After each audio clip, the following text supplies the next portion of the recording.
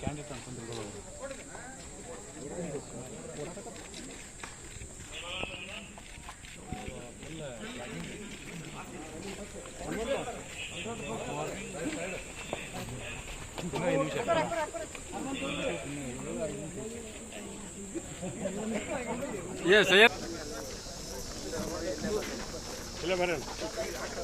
ಇಲ್ಲಿ ಬಾರ ಸರ್, ನೀ ಬಾ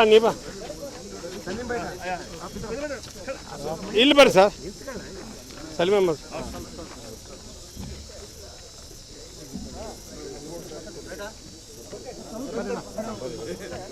ಎಸ್ ಸರ್. ಸೋಮಣ್ಣ ಕರೆ ಇಬ್ಬರು ಮಾತಾಡ್ತೀವಿ.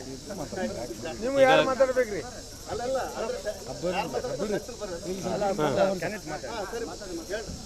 ಈಗಾಗಲೇ ನಮ್ಮ ಧಾರವಾಡ ಜಿಲ್ಲೆಯಲ್ಲೇ ಇದ್ದಂಥ ಎಲ್ಲ ನಾಯಕರು, ನಮ್ಮ ಧಾರವಾಡ ಜಿಲ್ಲಾ ಉಸ್ತುವಾರಿ ಮಂತ್ರಿಗಳಾದಂಥ ಸನ್ಮಾನ್ಯ ಶ್ರೀ ಸಂತೋಷ್ ಲಾಡ್ ಸಾಹೇಬರು, ನಮ್ಮ ಸಲೀಮ್ ಅಹ್ಮದ್ ಸಾಹೇಬರು ಮತ್ತು ಪ್ರಸಾದ್ ಅಬ್ಬಾಯ್ ಸಾಹೇಬರು, NH ಕೊಂಡ್ರೆ ಸಾಹೇಬರು ಮತ್ತು ಇಂಡಸ್ಗಿರಿ ಅವರು, ಜಿಲ್ಲಾ ಅಧ್ಯಕ್ಷರು ಎಲ್ಲರ ಒಂದು ಸಮ್ಮುಖದಲ್ಲಿ ಈಗಾಗಲೇ ನಾಮಪತ್ರವನ್ನು ಸಲ್ಲಿಸಿದ್ದೇವೆ. ಅದೇ ರೀತಿ ಈಗ ಇದು ಮುಗಿಸ್ಕೊಂಡು ಈಗ ಶಿವಾಜಿ ಮೂರ್ತಿಯಿಂದ ನಮ್ಮ ಕಾರ್ಯಕರ್ತರೊಂದಿಗೆ ಅಷ್ಟೋರು ನಾಯಕರು ಮತ್ತು ಕಾರ್ಯಕರ್ತರೊಂದಿಗೆ ಅಷ್ಟೋರು ಒಂದು ಸಮ್ಮುಖದಲ್ಲಿ ಒಂದು ಪ್ರೊಸೆಷನ್ ಮೂಲಕ DC ಆಫೀಸಿಗೆ ಬಂದು ಇನ್ನೊಂದು ಅರ್ಜಿಯನ್ನು ಕೂಡ ನಾಮಪತ್ರವನ್ನು ಸಲ್ಲಿಸ್ತೀವಿ. ಈಗ ಅಭ್ಯರ್ಥಿ ಬದಲಾಗ್ತಾರಂತ ಒಂದಷ್ಟು ಗೊಂದಲ ಇತ್ತು. ಈಗಾಗಲೇ ಅದ್ರ ಬಗ್ಗೆ ಕ್ಲಿಯರೆನ್ಸು ನಮ್ಮ KPCC ಅಧ್ಯಕ್ಷರಾದಂಥ ಸನ್ಮಾನ್ಯ ಶ್ರೀ DK ಶಿವಕುಮಾರ್ ಸಾಹೇಬರು ಈಗಾಗಲೇ ತಮ್ಮ ಮಾಧ್ಯಮ ಮುಖಾಂತರ ಹೇಳಿದ್ದಾರೆ. ಕ್ಷೇತ್ರದಲ್ಲಿ ಎಲ್ಲ ನಮ್ಮ ಕಾರ್ಯಕರ್ತರು ನಾಯಕರು ಭಾಳ ಹುಮ್ಮಸ್ಸಂದಿದ್ದಾರೆ. ಅದಕ್ಕಿಂತ ಜಾಸ್ತಿ ಈ ಒಂದು ಕ್ಷೇತ್ರದ ಜನರು ಬದಲಾವಣೆ ಅಪೇಕ್ಷೆ ಪಟ್ಟಿದ್ದಾರೆ. 100% ಈ ಸಲ ಕಾಂಗ್ರೆಸ್ ಪಕ್ಷದ ಬಾವುಟವನ್ನು ಈ ಕ್ಷೇತ್ರದಲ್ಲಿ ಹಾರಿಸ್ತೀವಿ. ಸರ್, ಲೀಡು ಜನರ ತೀರ್ಮಾನ ಮಾಡ್ತಾರೆ, ಗೆಲುವು ಮಾತ್ರ ಖಚಿತ ನಮ್ಮದು. ಸರ್, ಈಗ ಅಪೋಸಿಟ್ ಅವ್ರು ಏನು ಹೇಳ್ತಾರೆ ಅನ್ನೋದು ಇಂಪಾರ್ಟೆಂಟ್ ಅಲ್ಲ. ನಮ್ಮ ಕ್ಷೇತ್ರದ ಜನರು ಯಾವ ರೀತಿ ನಿರ್ಧಾರ ತೊಗೊಂಡು ಈ ಸಲ ನಮ್ಮ ಪಕ್ಷಕ್ಕೆ ಆಶೀರ್ವಾದ ಮಾಡ್ತಾರೆ ಅನ್ನೋದೊಂದು ಇಂಪಾರ್ಟೆಂಟ್. ಸರ್, ಅವರೊಬ್ಬರು ಹಿರಿಯ ಸ್ವಾಮಿಗಳು ನಡೆದಾಡೋಂಥ ದೇವರು, ಅವ್ರಿಗೂ ಕೂಡ ನಾವು ನಡ್ಕೊಂಡು ಬರ್ತಿದ್ದು ಭಾಳ ವರ್ಷದಿಂದ. ಅದ್ರ ಬಗ್ಗೆ ನಾವು ಜಾಸ್ತಿ ಕಮೆಂಟ್ ಮಾಡ್ಲಿಕ್ಕೆ ಹೋಗಲ್ಲ, ನಾವು ಸಣ್ಣವಾಗ್ತೀನಿ ಅಂತ ಸಂದರ್ಭದಲ್ಲಿ.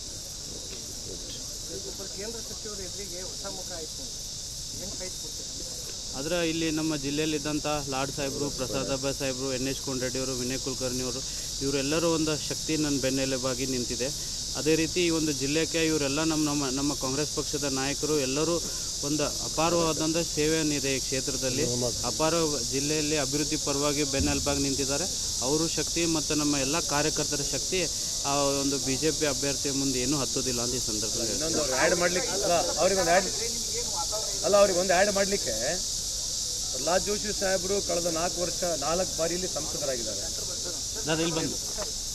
ಪ್ರಹ್ಲಾದ್ ಜೋಶಿ ಸಾಹೇಬರು 4 ಬಾರಿಯಲ್ಲಿ ಸಂಸದರಾಗಿದ್ದಾರೆ. ಅವ್ರು ಯಾರ ಮಕ್ಕ ಮಾಡಿ ಓಟ್ ಕೇಳ್ತಾ ಇದ್ದಾರೆ? ಗ್ರಾಮ ಪಂಚಾಯತಿಗೂ ನರೇಂದ್ರ ಮೋದಿ ನೋಡಿ ಅಂತ ಹೇಳ್ತಾರೆ, ತಾಲೂಕ್ ಪಂಚಾಯತಿಗೆ ನರೇಂದ್ರ ಮೋದಿ ನೋಡಿ ಅಂತ ಹೇಳ್ತಾರೆ, ಜಿಲ್ಲಾ ಪಂಚಾಯತಿಗಷ್ಟೇ, ಅಸೆಂಬ್ಲಿಗಷ್ಟೇ, ಪಾರ್ಲಿಮೆಂಟ್ಗಷ್ಟೇ. ನಮ್ಮ ಕ್ಯಾಂಡಿಡೇಟ್ ಇನ್ನ ಬೆಟರ್ ಅಲ್ಲ, ಫಾರ್ ಬೆಟರ್ ಅಲ್ಲ. ನಮ್ಮ ಕ್ಯಾಂಡಿಡೇಟ್ ಇನ್ನ ಫಾರ್ ಬೆಟರ್ ಅಲ್ಲ. We are going with our candidate face and as well as Congress symbol ಹೋಗ್ತಾ ಇದ್ದೀವಿ.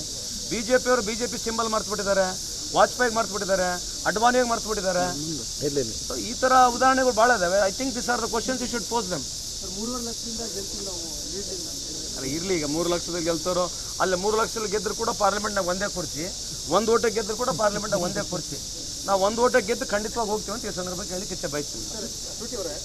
ಈ ಭಾಗದ ಯುವಕರಿಗೆ ಅಂದು ಕೊಟ್ಟಿಲ್ಲ, ಇಲ್ಲ, ಇವತ್ತಿನ ದಿವಸ ನಮ್ಮ ಪಕ್ಷದ ಮೇಲೆ ಭಾಳ ಹೆಮ್ಮೆ ಮತ್ತು ಪಕ್ಷದಲ್ಲಿ ಹಲವಾರು ವರ್ಷಗಳಿಂದ ಯುವ ಕಾಂಗ್ರೆಸ್ ಸಂಘಟನೆಯಲ್ಲಿ ಕೂಡ ನಾನು ಭಾಗಿಯಾಗಿದ್ದೆ. 2018ರಲ್ಲಿ ಕೂಡ ನಂಗೆ ಪಕ್ಷ ಒಂದು ಅವಕಾಶವನ್ನು ಮಾಡಿಕೊಟ್ಟಿತ್ತು. ನನ್ನ ಈ ಸಲ ಮತ್ತು ಗುರುತಿಸಿ ಲೋಕಸಭೆಯಲ್ಲಿ ಒಂದು ಸ್ಪರ್ಧೆ ಮಾಡಲಿಕ್ಕೆ ಕೂಡ ಎಲ್ಲರ ಹಿರಿಯರ ಸಮ್ಮುಖದಲ್ಲಿ ಒಂದು ಅವಕಾಶವನ್ನು ಕೂಡ ಮಾಡಿಕೊಟ್ಟಿದ್ದೆ. ಭಾಳ ಹೆಮ್ಮೆ ಬರುವಂಥದ್ದು.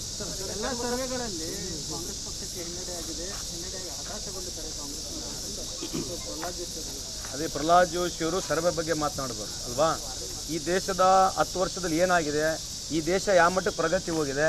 ಸಂತೋಷ್ ಲಾಡಿಗೆ ಅವ್ರು ಕೇಳಿದ್ದೀನಿ ಕೆಲವು ಭಾಷಣಗಳು.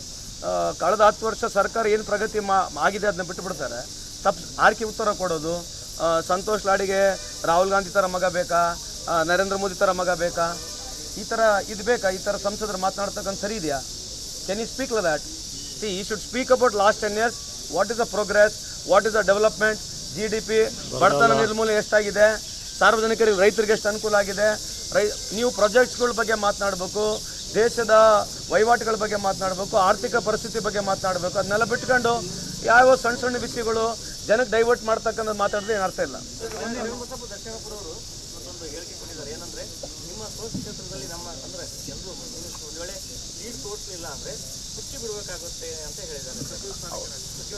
ಅವ್ರು ಹೇಳಿರ್ತಕ್ಕಂಥದಕ್ಕೆ ನಾವು ಈಗ ಪ್ರತಿಕ್ರಿಯೆ ಕೊಡಕ್ಕೆ ಬರಲ್ಲ. ಯಾಕಂದರೆ ಅವರು ಯಾವ ರೆಫರೆನ್ಸ್ನಲ್ಲಿ ಯಾವ ಕಾಂಟೆಕ್ಸ್ನಲ್ಲಿ ಯಾವ ಮಾತು ಹೇಳಿರ್ತಾರೆ ಗೊತ್ತಿಲ್ಲ. But it's okay, it is opinion. ಅದು ಸರ್, ಮೊನ್ನೆ ಪ್ರಹ್ಲಾದ್ ಜೋಶಿ ಅವರು ಯಾರಾದರೂ ಮನೆಯಲ್ಲಿ ಮಕ್ಕಳು ಹುಟ್ಟಿದ್ರೆ 2,000 ರೂಪಾಯಿಯಿಂದ ನಮ್ಮ ಮಕ್ಕಳು ಹುಟ್ಟಿದ್ದಾರೆ ಅನ್ನೋ ಮನಸ್ಥಿತಿಯಲ್ಲಿ ಕಾಂಗ್ರೆಸ್ನವ್ರು ಇದ್ದಾರೆ ಅಂತಂದು. ಅಲ್ಲ, ಅವ್ರ ಮನಸ್ಥಿತಿ ಅದು. ಈಗ ಏನಾಗುತ್ತೆ, ಈಗ ಮತ್ತೆ 80 kg ಅಕ್ಕಿ ಕೊಡಕತ್ತಲ್ಲ, ಅದ್ರ ಬಗ್ಗೆ ಏನು ಮಾತಾಡ್ತಾರಂತೆ? ಅವ್ರೇನು ಮಾಡ್ತಾರೆ ಗೊತ್ತಾ? ಕತೆ ಕಟ್ತಾರೆ. ಯಾರೋ ಒಂದು ಹಿಂಗೆ ಹೇಳಿದ್ರು, ಯಾರೋ ಒಂದು ಹಂಗೆ ಹೇಳಿದ್ರು ಅಂತೇಳಿ. ನೀವೆಲ್ಲನೂ ಕೇಳಿಸ್ಕೊಂಡ್ರೆ ಯಾರು ಹೆಂಗೆ ಹೇಳಿದ್ರು ಅಂತೇಳಿ ನೀವು ಕೇಳಿರ ಆ ಕತೆ? ಈ ಕತೆ ಹೆಂಗಂತಂದ್ರೆ ಬೇರೆ ರೆಗಲ್ ಮೇಲೆ ಬಂದು ಕಿಟ್ಟು ಹೊಡೆಯೋ ಕತೆ. ಅದು ಹೊಸ್ತಾಗಿಲ್ಲ, ಇದು ನಾನು ಭಾಳ ಸಲ ಅಬ್ಸರ್ವ್ ಮಾಡಿದ್ದೀನಿ. ನೀವು ಅದನ್ನೆಲ್ಲ ಬಿಡ್ರಿ, ನಿಮ್ಮ ಕತೆ 10 ವರ್ಷದ ಹೇಳ್ರಿ. ಇದನ್ನೋ this are all very small tricks which he wants to play and get away with things. ಅದು ನೆಸಿಟಿ ಇದೆಯಾ ಇವತ್ತು? ಅದು ನೆಸಿಟಿ ಇದೆಯಾ ಇವತ್ತು? 26 ಕೋಟಿ ಜನಕ್ಕೆ ನೀವು 26 ಕೋಟಿ ಜನಕ್ಕೆ ನರೇಗಾದ ಕೆಲಸ ಮಾಡಕ್ಕೆ ಕೊಟ್ಟಿಲ್ಲ. ಇದ್ರ ಬಗ್ಗೆ ಉತ್ತರ ಕೊಡ್ತೀರಾ? ಯಾವ್ದು ನರೇಗಾನ ಮುಚ್ಚಿಬಿಡ್ತೀವಿ, ನರೇಗಾ ಜನರಿಗೆ ಬರೇ ಚೆಕ್ ತೋಡಕ್ಕೆ ಇಟ್ಕೊಂಡು ಹೇಳ್ತಿದ್ದಾರೆ ನರೇಂದ್ರ ಮೋದಿ ಸಾಹೇಬರು. ಈಗ ಅದ್ರ ಬಗ್ಗೆ ಚರ್ಚೆ ಮಾಡೋಣ. ನೋಡ್ರಿ, ಮೂಲಭೂತ ಇಶ್ಯೂಗಳ ಬಗ್ಗೆ ಚರ್ಚೆ ಮಾಡ್ಲಿಕ್ಕೆ ನಾವು ರೆಡಿ ಇದ್ದೀವಿ. ಸುಮ್ಮನೆ ಆರ್ಕೆ ಉತ್ತರ ಕೊಡೋದು ಈ ಥರ ಯಾರು ಹೇಳಿದ್ರು ಪಾರ್ಲಿಮೆಂಟ್ನಾಗೆ, ಮತ್ತು ಆ ಥರ ಹೇಳಿದ್ರೆ ನೀವು ಅವ್ರಿಗೆ ಯಾಕೆ ಬೈಕೌಟ್ ಮಾಡಲಿಲ್ಲ? ನೀವು ಅವ್ರಿಗೆ ಯಾಕೆ ಹಂಗೆ ಆ ರೀತಿ ಮಾತಾಡಕ್ಕೆ ಬಿಟ್ಟಿರಿ? ಮತ್ತೆ if somebody speaking like that, is it right? ಅವ್ರು ಮೊದಲು ಅದನ್ನ ಸಮರ್ಥನೆ ಮಾಡ್ಕೊಂತಾರೆ ಅಂತ ಅರ್ಥನಾ? ಯಾರೋ ಒಬ್ರು ಈ ರೀತಿ ಮಾತಾಡಿದ್ರೆ, ಯಾರು ಮಾತಾಡ್ತಾರೆ ಡೀಟೇಲ್ಸ್ ಕೊಡ್ಬೇಕಲ್ವಾ? ಸುಮ್ಮನೆ ನೀವು ಅದನ್ನು ದಯವಿಟ್ಟು ಕೇಳಿ, ಯಾರು ಹೇಳಿದ್ದಾರೆ, ನಿಮ್ಮ ಪಕ್ಷದ ಅದ್ರ ಬಗ್ಗೆ ಏನು ಅಭಿಪ್ರಾಯ ಇದೆ? If somebody speaking like that, what is the stand of the BJP? and he being a central government minister, what is his stand? How can he speak in public like that and get away with it? ಅದ್ರಿ ಅವ್ರು ಮಾತಾಡಿರ್ತಕ್ಕಂಥ ಮಾತು ಅರ್ಥ ಮಾಡ್ಕೊಳ್ಳಿ. Guarantee ಕೊಟ್ಟಿದ್ದೀವಿ, guarantee ಕೊಟ್ಟ ತಕ್ಷಣ ನಾವು ಅವ್ರ ಮಕ್ಕಳು ಹುಟ್ಟಿದ್ರು ಕೂಡ ಈ ಥರ ಮಾತಾಡಿರ್ತಕ್ಕಂಥ ರೆಫರೆನ್ಸ್ ಇದೆ. I am right or wrong? ಪ್ಯಾಟೆ ಅವರೇ, ಮತ್ತೆ ರಾಂಗ್ ಅಲ್ವಾ ಅದು? ಆ ಥರ ಯಾರೇ ಮಾತಾಡಿದ್ರೆ ಇವ್ರ ಸ್ಟ್ಯಾಂಡ್ ಏನಂತ? ಮತ್ತೆ ಇವ್ರ ಸ್ಟ್ಯಾಂಡ್ ಏನಂತ ಹಿಂಗೆ ಹೇಳಕತ್ತಾರಲ್ಲ ಬಂದು ಪಬ್ಲಿಕ್ನಲ್ಲಿ. ನಾವಂತೂ ಯಾವತ್ತು ಕೇಳಿಲ್ಲ, ಯಾರು ಹೇಳಿದ್ದು ಎಲ್ಲಿ ಪಾರ್ಲಿಮೆಂಟ್ನ ಮಾತಾಡಿದ್ದು ನಾವು ಕೇಳಿಲ್ಲ. ಚುನಾವಣೆ ಹತ್ರ ಬಂತು ಇದು ಹೇಳಿದ್ದಾರೆ. ಮತ್ತೆ ನಿಮ್ಮ ಸ್ಟ್ಯಾಂಡ್ ಏನು ಪ್ರಹ್ಲಾದ್ ಜೋಶಿ ಸಾಹೇಬ್ರೆ? ಯಾರೇ ಒಬ್ರು ಹಿಂಗೆ ಮಾತಾಡಿದ್ರೆ ನೀವು ಖಂಡನೆ ಮಾಡಬೇಕಾಗಿತ್ತು, ಅವ್ರಿಗೆ ಪಾರ್ಲಿಮೆಂಟ್ನಿಂದ ಹೊರ ಕಳಿಸ್ಬೇಕಾಗಿತ್ತು. What did you do? ಯಾರು ನೋಡ್ರಿ, ನಿನ್ನೆ ಕುಮಾರಸ್ವಾಮಿ ಹೇಳಿರ್ತಕ್ಕಂಥ ನಾನು ಕೇಳಿಸ್ಕೊಂಡಿದ್ದೇನೆ. ಅದು ಅವ್ರ ವಿವೇಚನೆ. It shows what sort of mind set he has got. So he is suppose to answer. Why should I suppose to answer? People are going to take care of it. ಅಲ್ಲ, ಅದನ್ನೇ ಹೇಳ್ದಲ್ರಿ, ಆ ಮನಸ್ಥಿತಿ ಹೆಣ್ಮಕ್ಳು ದಾರಿ ತಪ್ತಾ ಇದಾರೆ ಅಂತ ಹೇಳ್ತಕ್ಕಂಥ ಮಾತು ಹೇಳಿರ್ತಕ್ಕಂಥದ್ದು ನಾನು ಕೇಳಿದ್ದೀನಿ. If whatever I understood rightly, I don't want to comment on it because it shows his mind state, ನಂದಲ್ಲ ಅಲ್ವಾ? ನೀವು ಅದನ್ನು ಕೇಳಿ, ಈ ಥರ ಮಾತಾಡೋದು ಸರಿ ತಪ್ಪಂತ ಅವ್ರನ್ನ ಕೇಳಿ. According to me it's totally wrong. ಈ ಥರ ಮಾತನಾಡಬಾರ್ದು, ಪದ ಬಳಕೆ ಮಾಡಬಾರ್ದಕ್ಕಂತ ನನ್ನ ಅಭಿಪ್ರಾಯ. ಅದು ನೀವು ಅದ್ರಿ ಅವ್ರು ಕ್ಷಮೆ ಕೇಳಬೇಕಿಲ್ಲ, ನಾನು ಯಾಕೆ ಹೇಳಬೇಕು? If you has got conscious let him tell. ಅಲ್ಲ, ಅವ್ರ ಯೋಜನೆ ಬಗ್ಗೆ ಮಾತನಾಡಲಿಲ್ಲ. ಈ ಯೋಜನೆಗೆ ತೊಗೊಂಡಿರ್ತಕ್ಕಂಥ ಹೆಣ್ಮಕ್ಳು ದಪ್ಪ ತಾರಿ ಹಿಡಿತಾರೆ ಅಂತ ಹೇಳ್ತಾರೆ. So it's a morality of women ಬಗ್ಗೆ ಮಾತನಾಡ್ತಿದ್ದಾರೆ. ಮಾರಲಿಟಿ ಆಫ್ ವುಮೆನ್ ಬಗ್ಗೆ ಮಾತನಾಡಿದಾಗ ನಾವೆಲ್ಲ ಕಾನ್ಶಿಯಸ್ ಇರಬೇಕು. Immediate which ever party we come to, I personally feel ನಾನು ಅದನ್ನ ಕ್ರಿಟಿಸೈಸ್ ಮಾಡಕ್ಕೆ ಹೋಗಲ್ಲ.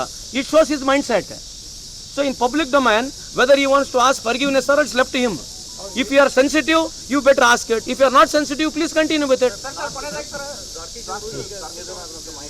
Very sorry. Now, I am very sorry to hear this. One of the greatest actor, director come producer. ನಾನೀಗ ಭಾಳ ಹತ್ರನೂ ಪರಿಚಯ. ನಾನು ಕೆಲವಾರು ಸಂದರ್ಭದಲ್ಲಿ ಇಬ್ಬರು ಸೇರಿ ಒಂದು ಪಿಕ್ಚರ್ ಮಾಡ್ಬೇಕಂದಿದ್ದು ಹಳೆ ಕಾಲದಲ್ಲಿ. That's okay. But great talent, we have last a great human being ಅಂತ ಈ ಸಂದರ್ಭಕ್ಕೆ ಹೇಳಲಿಕ್ಕೆ ಇಚ್ಛೆಪಡಿಸ್ತೇನೆ. ಇವತ್ತು ವೈಯಕ್ತಿಕವಾಗಿ ಅವ್ರ ಫ್ಯಾಮಿಲಿಗೆ ಆ ಒಂದು ಏನು ನಷ್ಟ ಇದೆ, ಆ ದೇವ್ರು ಎದುರಿಸ್ತಕ್ಕಂಥ ಶಕ್ತಿ ಕೊಡಲಿ ಅಂತ ಅವರಲ್ಲಿ ಬೇಡ್ತಾರೆ, ದೇವರಲ್ಲಿ ಪ್ರಾರ್ಥನೆ ಮಾಡ್ತೇನೆ. ಸಂತೋಷ್ ಲಾಡ್ ಅವರು ನಮ್ಮ ಅಭ್ಯರ್ಥಿಗೆ ಹೇಳಿದ್ದಾರೆ.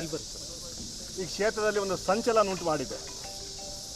ವಿನೋದ್ ಅಸೂಟಿಯವರು ಅತ್ಯಂತ ಹೆಚ್ಚಿನ ಮತಗಳಲ್ಲಿ ಗೆಲ್ತಾರೆ ಅಂತ ವಿಶ್ವಾಸ ವ್ಯಕ್ತಪಡಿಸ್ತಾ ಇದ್ದೀನಿ. ಜನ ಇಲ್ಲಿ ಬದಲಾವಣೆ ಬಯಸ್ತಾ ಇದ್ದಾರೆ. 4 ಬಾರಿ ಪ್ರಹ್ಲಾದ್ ಜೋಶಿ ಅವರು MP ಆದರು, ಮಂತ್ರಿ ಆದರು.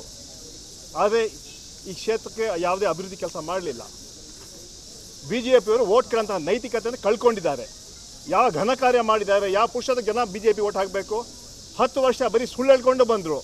ನರೇಂದ್ರ ಮೋದಿ ಹೇಳಿದ್ರು ನಮ್ಮ ಸರ್ಕಾರ ಅಧಿಕಾರಕ್ಕೆ ಬಂದರೆ 100 ದಿನಗಳಲ್ಲಿ ಕಪ್ಪು ಹಣ ತಂದು ಪ್ರತಿಯೊಬ್ಬರ ಅಕೌಂಟ್ಗೆ 15 ಲಕ್ಷ ಹಾಕ್ತೀವಿ ಹೇಳಿದ್ರು. ಮೊದಲೇ ಸುಳ್ಳು. 15 ರೂಪಾಯಿ ಸಹ ಹಾಕಲಿಲ್ಲ. ನಮ್ಮ ಸರ್ಕಾರ ಅಧಿಕಾರಕ್ಕೆ ಬಂದರೆ ಪ್ರತಿ ವರ್ಷ 2 ಕೋಟಿ ಉದ್ಯೋಗ ಕೊಡ್ತೀನಿ ಹೇಳಿದ್ರು. 20 ಕೋಟಿ ಉದ್ಯೋಗ ಕೊಡಬೇಕಾಯಿತು, 2 ಕೋಟಿ ಉದ್ಯೋಗ ಕೂಡ ಕೊಡಲಿಲ್ಲ. ನಮ್ಮ ಸರ್ಕಾರ ಅಧಿಕಾರಕ್ಕೆ ಬಂದರೆ ರೈತರಿಗೆ ಡಬಲ್ ಇನ್ಕಮ್ ಮಾಡ್ತೀನಿ ಹೇಳಿದ್ರು. ಯಾವ ಡೆವಲಪ್ಮೆಂಟ್ ಆಗಲಿಲ್ಲ. ಬೆಲೆ ಏರಿಕೆ.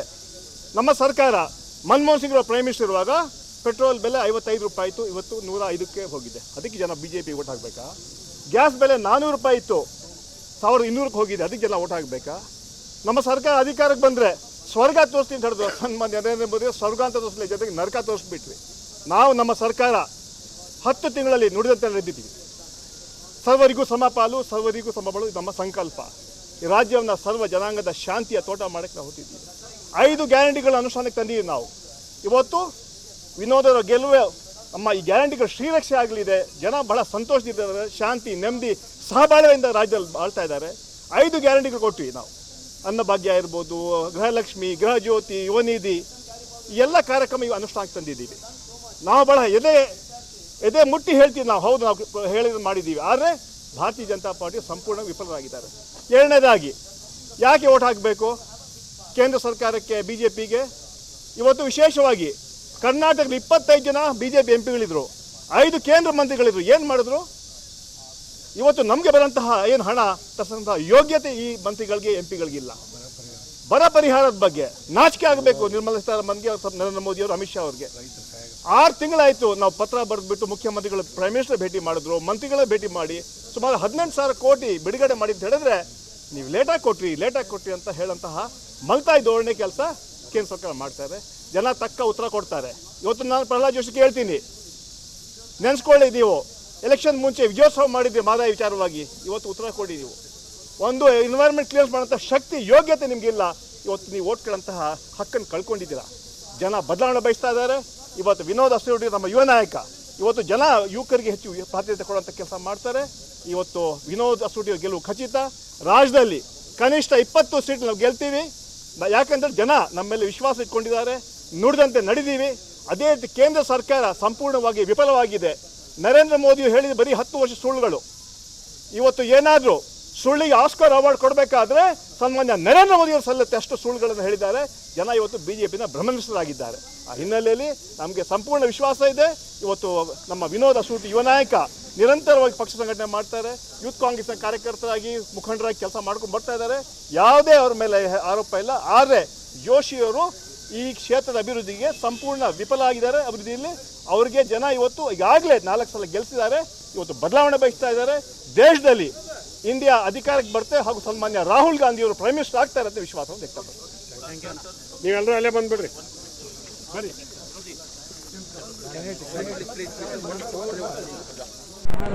ಸಲೀಂ ಅಹ್ಮದ್ ಅವರು ಮತ್ತು ಜಿಲ್ಲೆಯ ಅಧ್ಯಕ್ಷರು, ಎಲ್ಲ ಕಾರ್ಯಕರ್ತರು ಮತ್ತು ರಾಷ್ಟ್ರೀಕರು ಭಾಗವಹಿಸಿದ್ದಾರೆ.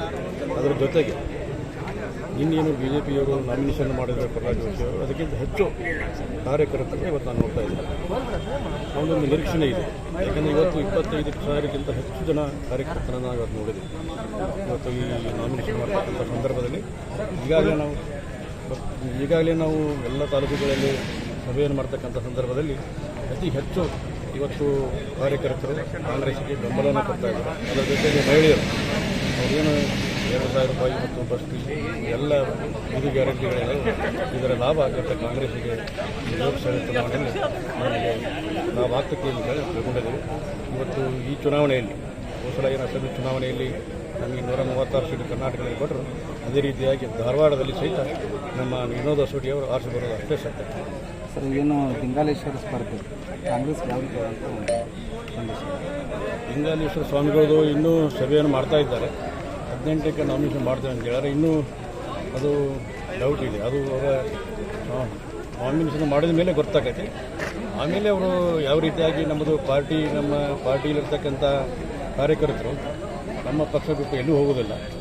ಆದರೆ ಅವರು ಸ್ವಾಮಿಗಳು, ಮಹಾಸ್ವಾಮಿಗಳು ಅವರೆಲ್ಲ ಉಳಿದವರೆಲ್ಲರೂ ಆಶೀರ್ವಾದ ಮಾಡಬೇಕು. ಅದು ಅವರು ಮತ್ತು ಅಭ್ಯರ್ಥಿಯಾಗಿ ಬರ್ತಾರಲ್ಲ, ಜನ ತೀರ್ಮಾನ ಮಾಡ್ತಾರೆ ಯಾವ ರೀತಿ ಮಾಡಬೇಕು ಅನ್ನೋದು. ಕಾಂಗ್ರೆಸ್ ಪಕ್ಷ ಸಪೋರ್ಟ್ ಮಾಡ್ತಾರೇನ್ರಿ? ಇಲ್ಲ, ಅವ್ರು ನಿಲ್ಲಿಲ್ಲ ಅಂದ್ರೆ ಕಾಂಗ್ರೆಸ್ ಸಪೋರ್ಟ್ ಮಾಡ್ತಾರೆ. ಓಕೆ.